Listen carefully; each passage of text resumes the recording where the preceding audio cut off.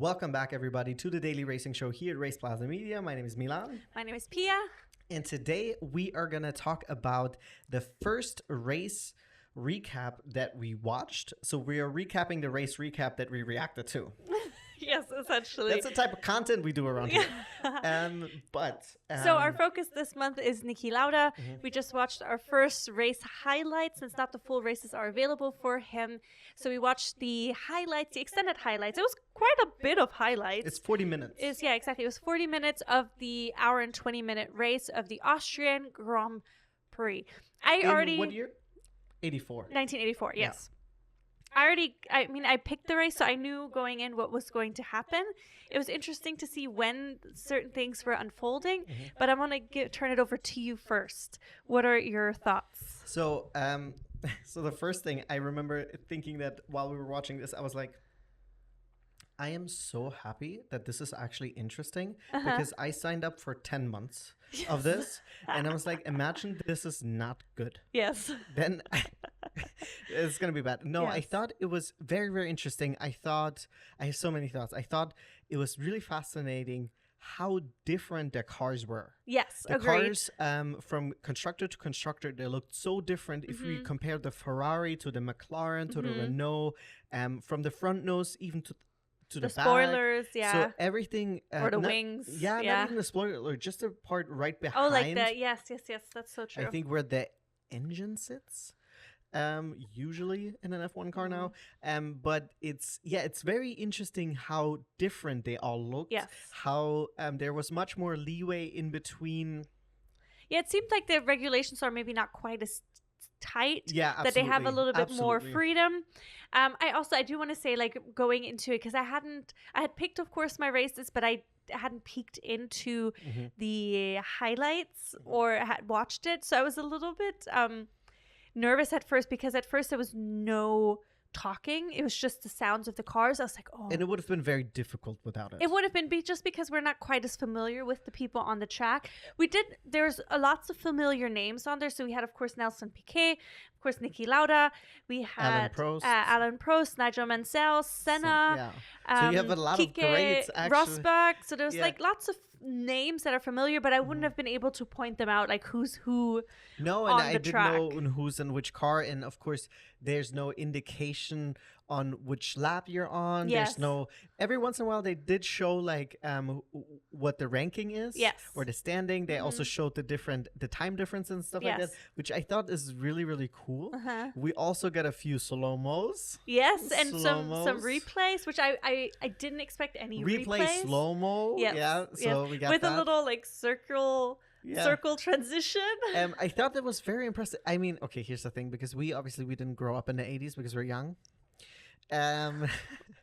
It's like I don't know what to expect from that technology, right? Agreed. Because now, right, we can watch a whole race from the driver's perspective. I can just click into it's been leaps and bounds since then, but I agree. I wasn't quite sure what to expect. But I was happily surprised. Yes. I will also say, and I think this is something for F1, the people who make the F1 games. You should, instead of bringing road cars that no one wants to drive, right? Because I don't know if you're familiar with that. So in case you're not familiar with this, in F1, in the newest, I think, F1 game, F1 2024, instead of letting us maybe race like classic cars, they are letting us race supercars like an Mercedes AMG. I'm not sure if that car is in that car, but just for an example, like a GT3. But instead of doing so, you should, for one, let us race those old school cars, but they should also implement those old school tracks. Yes. Because they were racing at the Austrian Grand Prix, Spielberg, but it is very, very different than how it is now. Yes. There are, like, the last corner, I think you can kind of see, if it's in the same spot where it is now, you can see, like, okay, but the way the track finishes now, or a lap finishes, you have two right-handers. Yes. You go into the pits before the last right-hander. So there's a lot of differences. But the track looked really, really awesome. Yes. I really love the way there were so many elevation changes. Yes. It was a huge crowd there. I was really surprised. Yes, absolutely. Like, it was literally like areas of grass just covered with a sea of people. Yes. Which I didn't think about that aspect, to be honest. But in seeing it, I was really positively surprised how many people were there. Like we were talking about it, that it's probably also a lot more accessible, a lot cheaper. And I think maybe for some of those, I don't think people paid. I think people Yeah. just rolled up Yeah. and sat down. Yes. I don't Yeah. think it's like you have to pay. It didn't look like it to me because you Yeah. saw in some shots, you saw people just up somewhere on a hill in bushes. Yeah, but then also like the cars were so loud that I'm sure the whole town couldn't do anything else but They watch knew the race. They knew the race was on. Yeah, exactly. So, but yeah, so we had a lot of exciting things that happened during the race. Yes. Yeah. Let's maybe talk a little bit more about the race itself besides Yes. everything around it. Yes.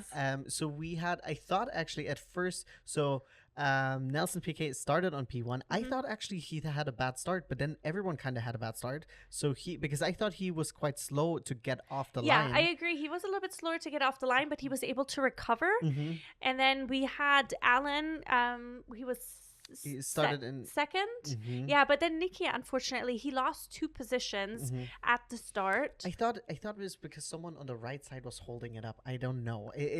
You couldn't really see. They didn't show a start replay. They didn't show start Yes. replay, and also the race just started. Yeah. There was like no lights out and away we go or Yes. something like that. It was or like you see the lights, nothing like that. It No, was no, just it like just a shot, went. and then all of a sudden the front cars were just out of shot. Yes. You know, Yeah. like No. there was I mean it's fine. No, It no. has a certain charm. Yes, it definitely does. And then I mean the racing was really fun. There was quite some gaps which we noticed quite at the beginning. Then the first big incident I would say that impacted the race was Prost crashing. What are you laughing about? They just left the fucking car there. I mean, I don't blame him for it. No, but they're like okay. But the like, car- yeah, like half or like a third of the car was still on the track, and the last corner essentially going into the finish Was it line. the Bosch corner? Is that the Bosch corner? I'm not 100% certain. But yeah, literally, I think there was an oil spill, and then he ended up, he put the car on the wall. Fortunately, it was not a big accident. Yes, yeah, he got out of it and he walked to the pit lane. Luckily, he was really close. Yeah. Because the track is quite spread out, and there was no like way for the drivers to get back on otherwise unless they walk or wait until the end of the race. We had The a Renault, Lotus. yeah.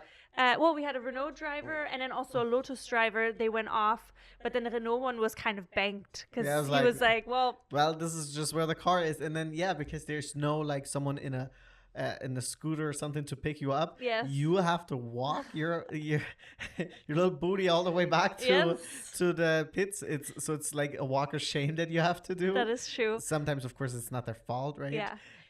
We did see some very interesting pit stops also. Yes. Because, I mean, we were talking about whether or not we will be seeing them, also because it's, of course, an extended highlight video.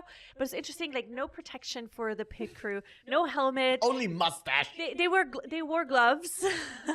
They The had mustache and will a mustache, protect me. but they were like wearing denim or jeans with sneakers and a button-down shirt. Yeah. It was quite slow, of course. So that was really interesting to see, and also no refueling. we didn't see refueling. Mm-hmm. Then, of course, we also saw the pit wall. They were literally sitting and standing around the fence. Taking notes. I Which think there is was this so- woman who was doing stats or something Yeah, like that. it was so fascinating to see. One thing that I wanted to point out, of course, in case you are interested in watching that yourself, if you have access to the F1 TV app, you can go into their archives and you can watch it there. Yeah. Next time we will say it at the beginning of the video so you can watch it and then come back. But today we're learning, okay? Once again, but the racing was really, really exciting. Yes. Of course, we didn't get to see all of it. We saw half of it essentially. Yeah, we saw 40 minutes out of, we saw like almost half of it. Almost half of it. Yeah.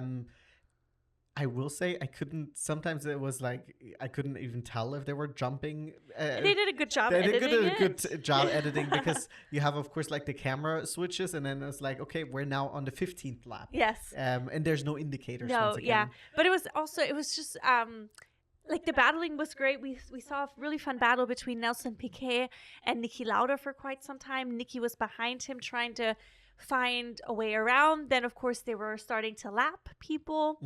And then they were lapping people with the people they were lapping. So they lapped others. Yeah, they were lapping a car that was lapping other cars. Yes. Then we had people unlap themselves. Yes. It was very insane. It's quite a difference in performance. Yes. I mean, of course, I'm sure also because the regulations are very lax, I'm assuming at the time. But also then Niki, at some point, I think you were telling me, or you tell it actually, this is your driver. What am I saying? About the gears? Oh, well, basically, before we get to that, so he was eventually able to pass Nelson Piquet. Nelson Piquet had some kind of issue then with the car, so he was losing significantly amount of time exactly to Niki, and then suddenly there was an issue with Niki's car as well, and it turns out that he had issues with his gear shifters. So I had read that he was only able to drive in 5th gear, but then the commentator said that 4th gear didn't work for him. So I'm not 100% certain which one is true which now. Of the gears. But there was some issue with the gears.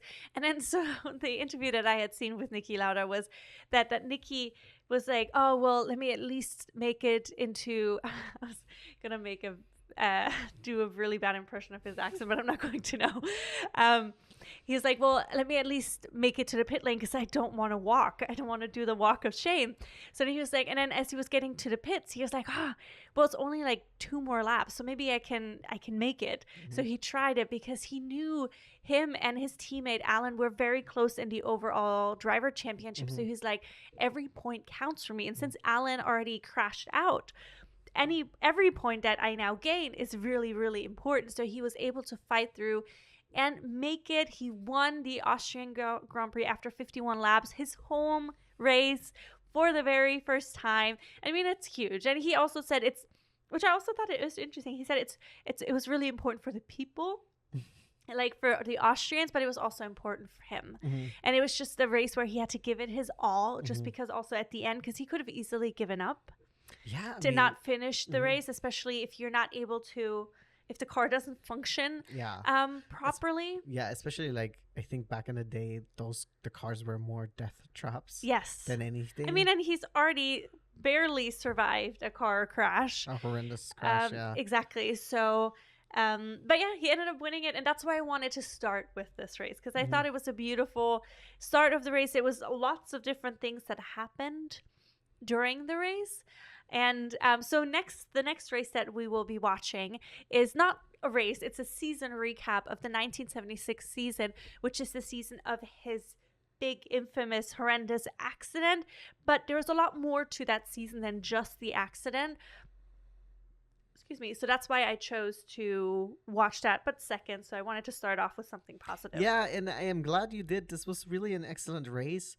Once again, I'm very positively surprised by the whole setup. I think it is very watchable. Yes. I mean, it's 4:3 because, of course, we are 16:9 now. Yeah. Like the way our TVs are. But it didn't bother me one bit. And I think it was very entertaining. Yes. I was not bored at all. And I thought the quality of it was very good. Yeah. You know, it's not 4K, but I thought it was very watchable. It didn't look super pixelated. No. I thought the audio quality was also really good. Every once in a while you had it where the commentators would cut out, but then would you get the sound of the car? So I'm not going to complain about that. No, because the sound is amazing. Yeah, it does sound so beautiful. Yeah, they really do. And it was really nice also at the beginning for their warm-up lap. You just hear the cars because there's no talking. So you can just hear them and the shifting of the gears and then the little popping sound, like the Yeah. It's just so it's really, really nice. I'm glad. Yeah. I'm glad that you enjoyed the first race. I'm also glad that it went well because I read about the race. I hadn't watched it yet. So I'm excited. Like you said, we've been talking about planning to do this F1 history thing for a little bit now. And now that we're doing it, I'm even more excited about watching some of these really great races back that we haven't seen yet, that we got missed out. Absolutely. And yeah, once again, it's also really awesome because you do have a lot of legendary F1 drivers racing at the same time. Yes. Maybe they're not in their prime anymore, or not at the same time, Or not yet. or Yeah. not. They haven't. But you have literally people from Niki to Alan to Senna Yeah. to Nigel. Yeah. You have so many famous people on there, and it's really awesome. And what I think is really, really cool, sorry, before we wrap this No, up, that's thing okay. is first of all, I think it's really cool to see some of these constructors Uh-huh. that are still around. Yes. You know, we have Williams, we have Ferrari, we have McLaren. Mhm. Every once in a while, we had a Renault coming back and forth. Yeah. We had a BMW partnered with Williams. Well, no, Was it BMW Williams? was with Brabham, and then Williams was Honda. Oh, Honda, sorry. Yes. But it's just really cool that also to see the and then also if you see some of the sponsors, Yes. it's really cool also to see the longevity of these companies. Yes. That they're still around and they're still invested in the sport, Yes. right? So it's just a really cool thing, and I'm very grateful that F1 has made this available Yes. for Agreed. people to go back and watch. I don't know how often people do this, Uh-huh. but I'm very grateful that we're doing this. Yes, now. agree. Yeah, let us know if you watched along, if you watched the race, what your thoughts are on it. And if you have any suggestions in terms of races, because we do have 1 month available to fill with some races that we don't have on our list already. So please chime in the comments. Let us know your thoughts, your favorite races in F1 history. Yep, and I think that would wrap it all up. Yes. As always, get in the comments. Let us know your thoughts. Like and subscribe, and we will be back soon. I don't know what's gonna be next, but we will be back. That's a threat and a promise. So you better tune in. We'll see you guys. Got really angry at the end. Yes, be safe. Be safe. Be safe.